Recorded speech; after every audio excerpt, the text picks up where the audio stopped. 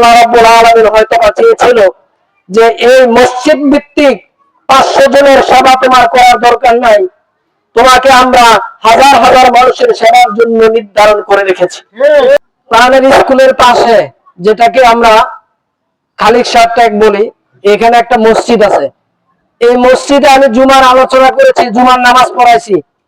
ওই মসজিদে গিয়ে একটি কথা বলার কারণে, ওইটা ছিল আমার প্রথম ইন্টারভিউ মসজিদ, যেখানে যদি আমি নামাজ পড়াই, আলোচনা ভালো হয়, তাহলে আমি ওইখানে ইমাম হিসেবে নিয়োগ পাবো।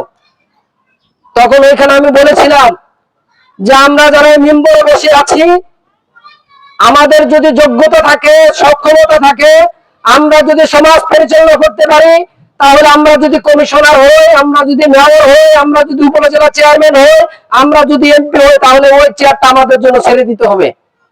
আর আপনারা যদি সেই কোরআন তেলাওয়াত নিয়ে আসতে পারেন, আমল আখলাক সুন্দর করতে পারেন, আপনাদের চরিত্রের গ্যারান্টি দিতে পারেন, তাহলে মিম্বর আপনাদের জন্য ছেড়ে দেব। স্কুলে লেখাপড়া করলে, কোরআন তেলাওয়াত সহি হলে আপনারা মসজিদের ইমামতি করতে পারবেন। এই কথা বলার পরে বললো যে হুজুর, আপনাকে দিছি মসজিদে নামাজ পড়াইতেন, আপনি তো রাষ্ট্র চালাইতেন চান, তাহলে আর আপনার নামাজ পড়ানো লাগবে না, আজকে শেষ, আপনি রাষ্ট্রই চালান। এই দিনের খেদমত তারা আমাদেরকে করতে দেয় নাই। আল্লাহ রাব্বুল আলামিন হয়তো চেয়েছিল যে এই মসজিদ ভিত্তিক 500 জনের সেবা তোমার করার দরকার নাই, তোমাকে আমরা হাজার হাজার মানুষের সেবার জন্য নির্ধারণ করে রেখেছি।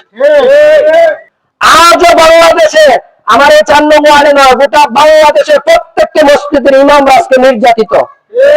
এর মূল কারণ হচ্ছে সৎ নেতৃত্ব নাই সমাজে। তাই